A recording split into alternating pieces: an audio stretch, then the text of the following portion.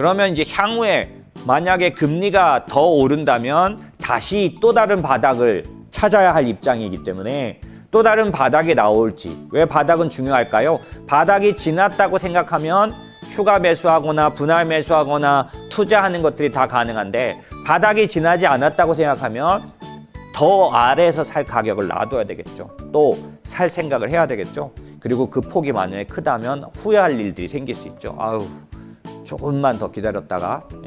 그래서 지금 그 얘기 때문에 지금 시중에서 수많은 그런 전문가분들이 반등시 매도. 근데 반등을 안 하는데 자꾸 반등시 매도를 하라고 하는데, 어쨌든 계속 반등시 매도해서 현금을 만들어라.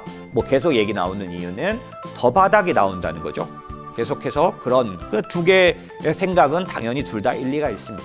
그럼 앞으로 금리를 오르게 할, 그러니까 또 다른 바닥에 나올 수 있는 요인은 현재는 두세 가지. 그중에 저는 연준이 금리를 계속해서 올리면, 강제로 연준이 올리면 뭐 그냥 오르갈 수밖에 없는.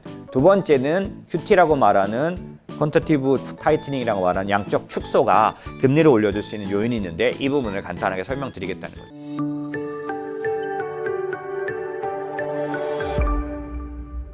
첫 번째 걱정, 연준의 강한 긴축이 진행된다면 지금부터 연준이 목표로 하는 금리를 막 4%, 5%, 5.5, 어떤 학자가 지난 주말에 5.5 이상 올릴 것 같다고 말을 했던데, 이제 계속해서 그런 얘기들이 나오게 될 것 같아요. 왜냐하면 잭슨 홀 미팅에서 해석을 그렇게 하고 있는 거죠. 그렇게 5.5까지 올린다면 금리는 당연히 10년물 금리 3.5는 고점이 아닙니다. 그러면 지금 우리가 감안해 봐야 될 거, 연준이 계속해서 더욱더 금리를 올릴 것인가 라는 겁니다. 그런 면에서는 잭슨 홀 미팅을 좀 차근차근 따져봐야 될 상황이라 오늘은 잭슨 홀 미팅에 대해서는 간단히 설명을 하겠습니다. 자, 단박에 주가를 확 끄집어 내렸어요. 보시면 반등 나왔던 주가를 반 이상 쭉쭉쭉 끌어내렸습니다. 일주일 내내 하락시켰어요. 두 번째, 금리를 며칠에 걸쳐서 다시 3.2까지 되돌려놨습니다. 어디까지 갔었는데요? 2.6까지 갔었습니다. 6월 달에 3.5를 찍었다가 그게 쭉쭉쭉 내려와서 2.6까지 갔는데 10년물 금리로 걔를 3.2까지 끌어올렸습니다. 현재. 저렇게 한 잭슨 홀 미팅 도대체 뭐라고 했길래 그러냐라고 하면, 사람들에게 강한 인상을 심어주기 위해서 제롬 파월은 볼커를 소환했다. 볼 볼커의 자서전입니다. 이게 뭐냐면 높여놓고 계속 버틴다 이거예요.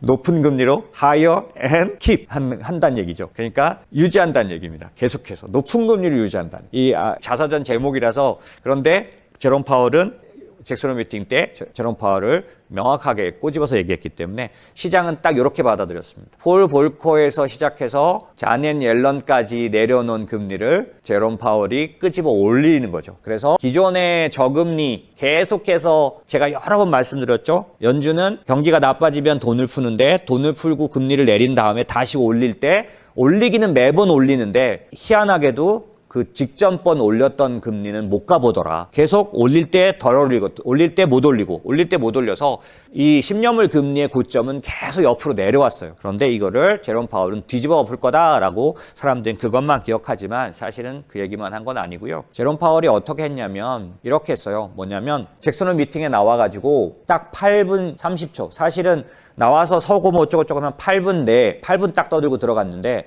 8분 동안에 쓴 단어 수가 1301라는 거예요. 이거 왜 이렇게 표까지 해놨냐면 역대 최저입니다. 그리고 본인이 했던 앞에 번 잭슨 홀 미팅이나 이런 부분하고 겹하면은 반도 안 돼요. 아주 의도적으로. 그 의도적인 거 어떻게 할 수 있냐면 딱 나와서 30분이 예정돼 있었는데 나와서 딱 먼저 이렇게 말했습니다. 오늘 내 말은 더 짧고 초점은 더 좁고 내 메시지는 더 직접적일 것이다. 딱 얘기하고 8분 말하고 딱 나갔어요. 그러니까 왜 이렇게까지 했나 라고 생각을 해볼 필요가 있는 거죠. 왜냐하면 명확하게 메시지를 알아들으라는 거고, 자기가 조금이라도 길게 얘기하면 또 오해를 불러일으킬 성향의 사람이에요. 제롬 파월은 법조인 출신이거든요. 근데 말을 하다 보면 완화적으로 해석하게 하는 말을 자연스럽게 하게 되는 사람이기 때문에 기본적으로 그런 문제를 안 일으키려고 딱 연설문을 써갖고 와서 딱 읽고 나가버렸어요. 그래서 시장이 원하는 빠른 전환, 연준의 피봇 없다, 요거만 알려주고 싶다라고 했던 것처럼 그렇게 됐던 거죠.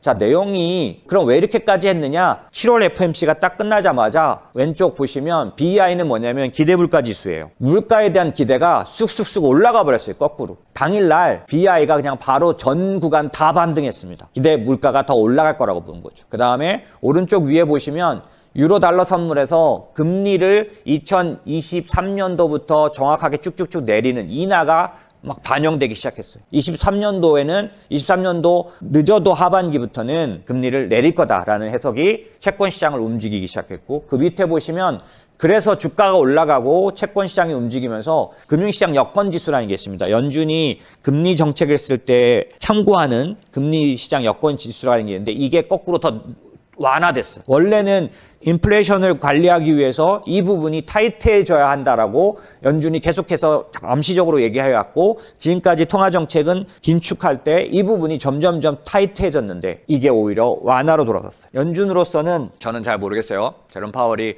7월 FOMC 끝나고 들어가서 의원들한테 욕을 먹었는지 그건 잘 모르겠습니다. 하지만 뭐 그런 일은 없겠지만 제가 보기에는 시장이 오해를 한 것에 대해서 바로 경각심을 가지고 그 다음 날부터 이제 이번 주에 이제 블랙아웃 기간 들어가기 전까지 이번 주에 그냥 집중적으로 연준 위원들이 쏟아져 나와서 얘기를 할 겁니다. 이제 제롬 파월이 틀렸다라고 하면 틀린 게 아니라 그렇게 해석하지 말라고 말한, 저 7월 FOMC 이후에는 줄기차게 수많은 사람들이 나와서 인하 없다, 더 많이 올릴 거다, 더 많이 올려야 될 거라고 본다, 이런 얘기 계속해 왔던 거죠. 그런 만큼 시장은 뚜렷하게 오해를 했던 것 같아요. 연준은 제롬 파월 입장에서는 그런 면에서는 이렇게 하면 어떤 문제가 생기냐, 지금 왼쪽에 있는 BI가 당일날 저렇게 올라가는 저런 문제가 생기는데, 저 문제는 어떤 문제를 만들어내느냐면 이런 문제를 만들어냅니다. 제롬 파월이 볼커까지 불러내야 했던 이유는 볼커조차 겪었던 일이죠. 이게 뭐냐면 빨간색이 금리예요. 금리를 올리다가 이제 그 까만색이 물가죠. 물가가 내려가기 시작하니까 물가가 잡혔다 그래서 금리를 다시 내리기 시작합니다. 그게 74년, 75년도라면 그랬더니 다시 물가가 폭등하기 시작해서 80년부터 81년 가면서 82년, 83년에 지속적으로 기준금리를 81년도죠. 1년도에 20%까지 올렸던. 그러니까 결국 무슨 얘기냐면은 처음에 금리를 올려서 인플레이션을 조절했다고 생각해서 내렸더니 다시 또 인플레이션이 나타나서 이게 전형적인 스태그플레이션이에요. 금리를 올리는 동안에 경기가 나빠졌기 때문에 금리를 내린 건데 그 상황에서 인플레이션이 또 올라가 버리는, 경기는 나빠지고 인플레이션은 높아지는 전형적인 스태그플레이션이 나타났던 겁니다. 저 원인을 제롬 파월은 너무 섣부른 완화 때문에 일어났다라고 보는 거죠. 너무 빨리 금리를 내렸기 때문이라고 판단한다 라는 거고, 우리는 그렇게 절대로 하지 않겠다라고 명확하게 말했다는 거죠. 그런데 그렇게 한 이유가 뭐냐? 그 이유는 조금 전에 말씀드린 것처럼 저런 현상이 나타나게 하는 원인을 제롬 파월은, 지금 연준은 또 지나간 전통적으로 연준들은 뭐라고 정의 내렸냐면 기대 인플레이션 때문이다라는 겁니다. 사람들의 마음속에 기대 인플레이션이 심어지면 그건 사실로 드러난다는 거예요. 인플레이션이 더 올라갈 수 있겠어, 인플레이션이 계속될 것 같아 라고 생각하면 시간차를 두고 반드시 실현된다라는 자기 실현 현상처럼, 기본적으로 기대 인플레이션을 관리하는 게 인플레이션을 잡는 데 있어서 제일 무엇보다 중요하다라고 제롬 파월은 얘기했고, 그 이유는 지금 보시는 제롬 파월이 가장 두려워하는 상황이 일어날 수 있게 만드는 게 기대 인플레이션이기 때문이라는 거죠. 그래서 아까 제가 말씀드렸던 것처럼 제롬 파월은 그냥 짧은 시간 안에 아무 기대조차, 다른 생각은 전혀 하지 못하게 한 가지 생각만 할 수 있게 만들려고 일부러 아주 명료한 단어로 명료한 문장을 만들어서 들고 나왔다라고 밖에 볼 수 없는 거죠. 그래서 시장은 그거에 맞춰서 지금 충분히 반응하고 있습니다. 그래서 금리가 올라가는 것뿐만이 아니라 주가가 빠지고, 그다음에 채권 관련해서도 하락이 크게 나타나고 여러 가지 모습들이 나타나고 있는 거죠. 그다음에 침체에 대한 걱정들이 더 뚜렷해지고 있는 모습입니다. 그런데 왜 이렇게 기대 인플레이션을 걱정해야만 하냐면 갈 길이 사실은 멀기 때문이에요. 무슨 얘기냐면 지금 인플레이션은 피크를 치었다고 하더라도 2%대까지 내려가는데 상당한 시간이 소요될 수 있는 인플레이션 구조를 갖고 있기 때문입니다. 그 첫 번째 이유는 지금 인플레이션이 공급단 관련된 인플레이션이 반이기 때문에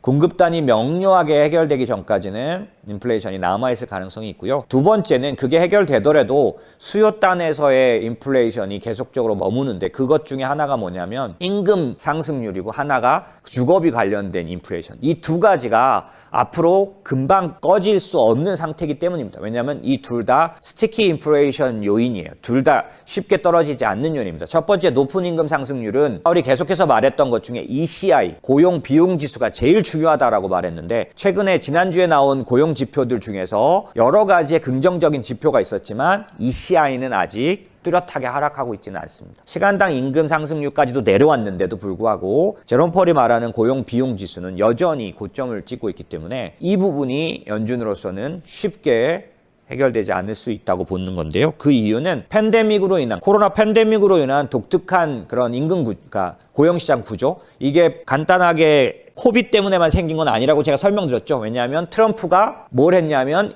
이민을 없애버려서 80만의 일자리가 사라져버렸어요. 그리고 연준이 재정 정책으로 쏟아부은 돈이 너무나 컸기 때문에, 역사상 제일 컸기 때문에 이 부분들이 그냥 자발적인 은퇴를 굉장히 늘렸고, 그 다음에 일자리로 돌아오지 않는 여러 가지 그런 현상들, 그 다음에 또 하나는 이 부분을 걱정스럽게 생각할 수 있는 부분이 뭐냐면, 현재 바이든이 추진하는 정책 중에서 어떤 정책이 있냐면 리쇼어링이 있습니다. 미국을 제조국으로 만들려는, 그러니까 반도체, 그 다음에 전기차 이런 것들의 생산 공장을 전부 미국에다 유치하고 있는 중이죠. 그래서 삼성전자, 현대차, 2차 전지 회사들이 전부 다 미국으로 들어가야 하는데, 나타난 현상이 뭘까요? 일자리가 어마어마하게 창출되겠죠. 몇 년에 걸쳐서. 그러면 그 일자리는 결국 임금 상승률 관련해서 긍정적인 지표는 아니죠. 그런 것들이 있기 때문에 몇 가지 말씀드린 그런 임금 인플레이션이 지지부진하게 떨어질 수 있는, 유지될 수 있는 그런 상황이 있기 때문에, 두 번째, 주택가격 관련된 주거비 상승률은 원래부터 짧으면 11개월, 길면 15개월 격차를 두고 떨어집니다.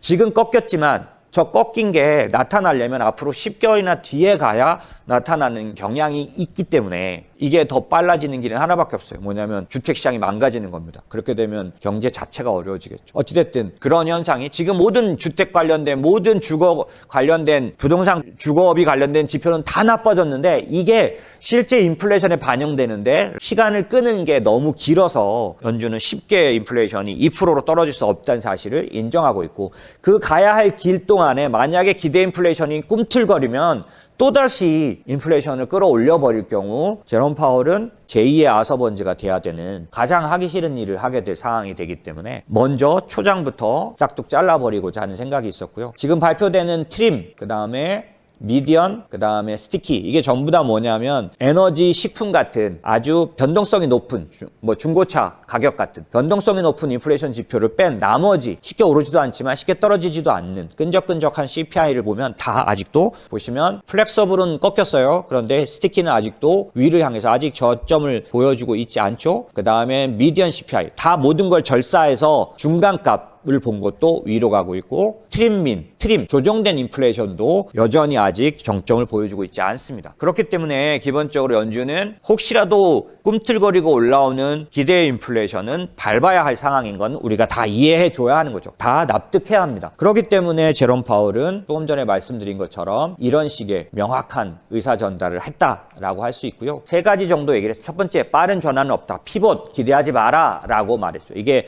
기대 인플레이션을 높여놓을 것들을 아예 밟아버렸어. 두 번째, 금리 더 높여서 상당 기간 유지한다. 여기서 이제 우리가 중요한, 금리를 우리가 생각했던 올해 초에 최고 시장이 4.5%까지 반영해서 주식 가격을 할인해 놓은 상황이에요. 6월달 저점이 4.5를 반영한 겁니다. 그러면 그 이상 올릴 거냐, 다시 그 부분이 중요한 거죠. 그렇게 제롬 파월이 말한 거냐라는 게 중요하고요. 세 번째, 침체 물가를 잡으려면 고통이 따르지만 감수해야 한다. 왜냐하면 나중에 치르게 될 고통이 훨씬 더 크기 때문이다 라고 말했습니다. 이렇게 세 가지를 얘기했죠. 그래서 이 피벗에 대한 얘기, 두 번째는 상당 기간 유지한다. 이게 뭐냐면, 사실 이게 저는 이번 잭슨 홀 미팅에서 우리가 가장 크게 받아들여야 될 내용입니다. 이전과 달라진 내용은 요거 하나예요. 뭐냐면 유지한다. 금리를 올린 다음에 그 높은 금리를 그대로 유지한다. 유지하는 기간이 길어진다. 그래서 시장은 지금 어떻게 받아들이기 시작했냐면, 지금 보시는 것처럼 빨간색이 현재입니다. 1개월 전에는 꺾어져서 내려가는 곡선이었다면 지금은 거의 옆으로 갑니다. 높은 금리인 채로 3.7%, 3.5% 이 선으로 옆으로 가는, 어떻게 보여지냐면 이런 식인 거죠. 옆으로 상당 기간 유지하는 이런 모양으로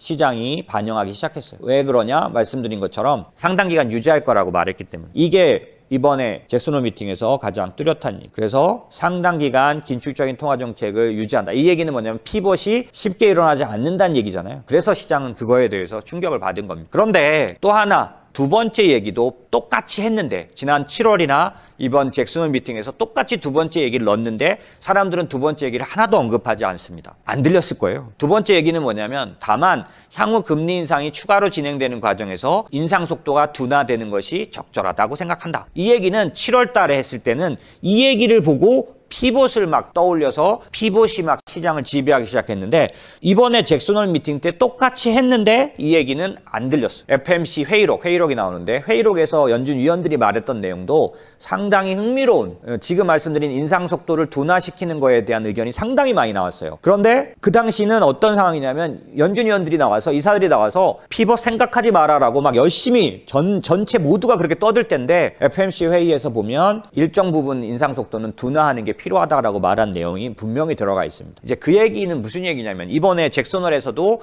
그 인상 속도 둔화에 대한 얘기를 하는 이유는 뭐냐면 여러분이 오해할 수 있는데 잭슨홀 미팅을 통해서 금리를 계속 올려간다라고 생각해서는 안 된다는 거죠. 금리를 올해 말까지 원래 목표했던 목표대로 올리고 나서는 상당 기간 유지한다는 거지. 그러니까 이게 옆으로 계속 간다는 게 아니라 조금씩 줄이는 것도 포함해서 슬로우, 원래 지금 잭슨 홀 미팅이 끝났을 때 higher and longer 이렇게 해석이 이 시장을 지배했던 거고요. 제가 말하고 싶은 건 슬로어 얘기가 나왔다라는 거예요. 슬로어 but longer라는 거죠. 천천히지만 내린다. 이 얘기는 무슨 얘기냐? 금리를 계속해서 올리겠다는 뜻하고는 다릅니다. 오른쪽에 보시면 장기 평균을 옆으로 이제 고점을 유지해가는 부분들을 말하는 거지 이것 자체가 어떤 부분을 지속적으로 고점을 높이는 것을 말하지는 않는다라는 거죠. 금리 고점이 계속해서 높아진다는 얘기는 상당 부분 앞으로 연준이 5.5%, 6.5%까지 금리를 올릴 생각이라고 한다면 시장은 좀 다르게 바라봐야 합니다. 자, 그래서 잭슨 홀 미팅의 두 번째 얘기도 굉장히 중요하다. 그래서 실제로 시장은 반영하기 시작했습니다. 그래서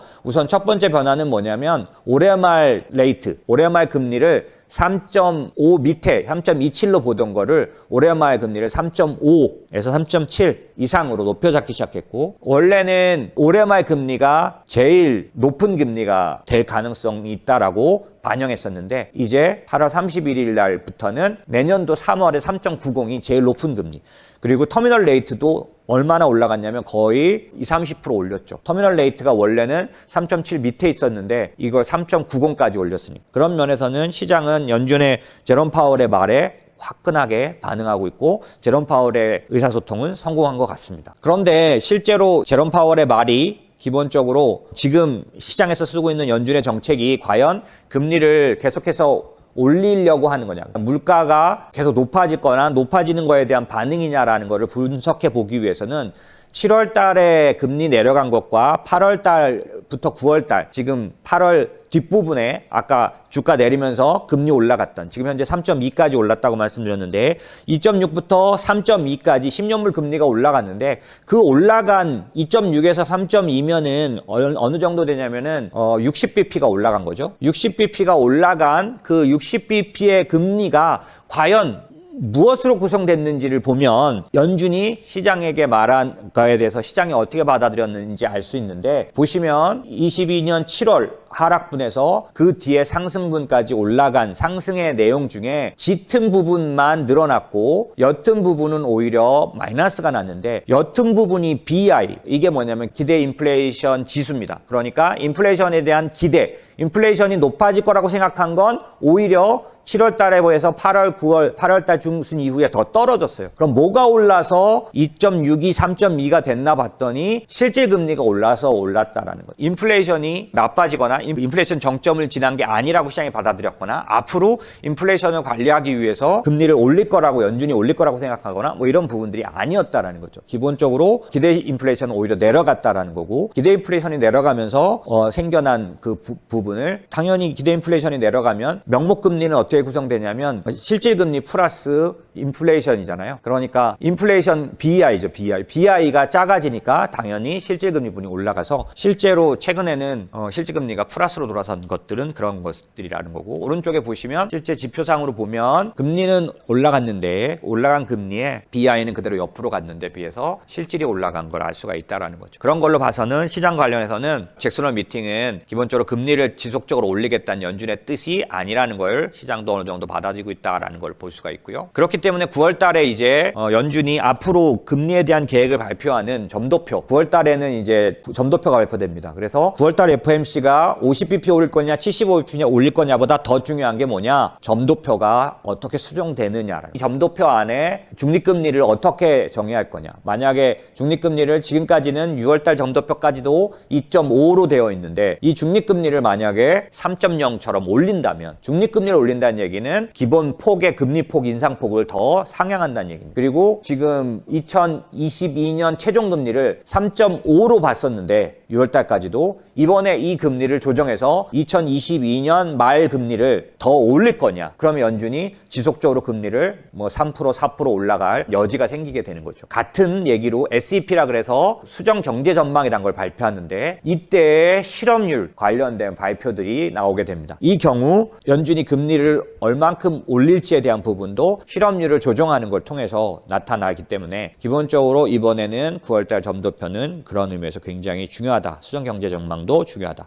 이걸 통해서 우리가 이제 어느 정도 연준의 의도를 제롬 파월의 잭슨홀 미팅에서 심플하게 알게 됐던 거 말고 실제 기대 인플레이션이 내려가고 금융 여건 지수가 타이트해질 때도 불구하고 연준이 계속해서 고집스럽게 하는 부분이 있는지는 이 점도표나 수정 경제 전망을 통해서 알 수 있기 때문에 아마도 시장은 9월 말 쪽에 있는 FMC 이후까지 그 정도까지는 계속해서 조정과 어려움을 겪을 걸로 보여진다라는 거고요. 하지만 아직도 시장은 2023년 5월경부터 금리가 인하될 걸로 보고 있습니다. 2023년 5월부터 금리가 내려가는 모습을 보고 있어요. 이건 뭐냐면 금리 선물이라는 게 있는데 금리 선물 안에 반영되어 있는 걸 보면 기본적으로 인하를 어느 정도는 생각하고 있다. 저도 인하를 전혀 생각하지 못할 변수로 보지 않습니다. 왜냐하면 이전에 제가 보험적 금리 인하라는 얘기를 여러 번 드렸었는데 그거는 지금 말한 그런 패드 피봇을 말한 게 아니고 연준의 피봇을 말한 게 아니고 실제로 제롬 파월은 2018년 12월에 중립금리가 더 상향된 것 같다라고 말해놓고 2.5까지 금리를 올렸는데 바로 경제가 박살났어요. 그래서 2019년도에 7월부터 금리를 인하하잖아요. 이것처럼 기본적으로 경제가 갑자기 침체에 빠진 지표가 나오면서 그때 당시에 그 미시건이나 아니면 컨퍼런스 관련된 그런 제조업 지수나 이런 것들이 전부 다 그냥 일절 마이너스로 들어가 버렸기 때문에 그런 현상들을 보고 제롬 파월이 놀래서 금리를 인하했던 것 같은 현상이 나타날 수 있다라고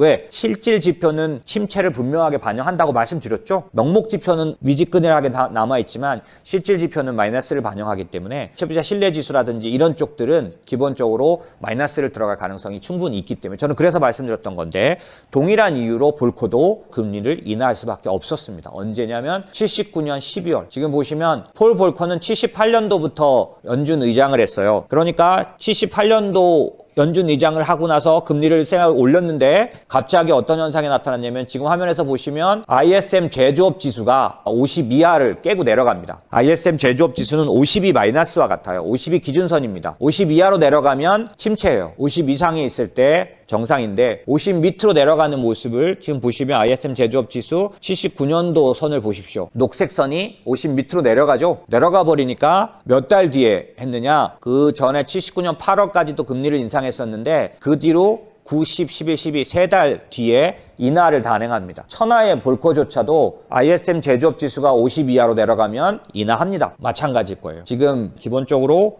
아닐 것 같이 말하지만 나는 볼코를 존경한다고 말하지만 실제로 지금 금융 상황은 볼코 때하고도 또 다릅니다. 볼코 때보다도 훨씬 더 엄청난 돈이 풀려 있습니다. 그렇기 때문에 볼코 때처럼 저렇게 고집 부릴 수도 없는 상황이에요. 왜냐하면 파국이 와요. 저 때는 금융 위기가 오는 부분들이 여러 가지로 그렇게 심각하지 않았다면 지금은 연준의 잘못된 긴축이 오기를 할 경우 신흥국부터 돌기 시작해서 엄청난 미국까지도 커다란 타격을 받을 수 있는 파국이 올 수 있는 상황입니다. 왜냐하면 돈으로 막아놨기 때문에. 제가 여러 번 말씀드렸죠. 9년도 그다음에 코로나 때 전형적으로 나타났지만 좀비 경제, 좀비 기업을 양산하면서까지 위기를 그냥 땜빵했기 때문에 지금 경제는 볼코 때처럼 저렇게 무지막지하게 금리를 올려서는 감당도 할 수 없는 상황이에요. 실제로는. 다만 인플레이션을 잡고 기대 인플레이션을 잡아야 하기 때문에 제롬 파월은 훨씬 더 강하게 말했다라고 볼 수 있을 겁니다. 자.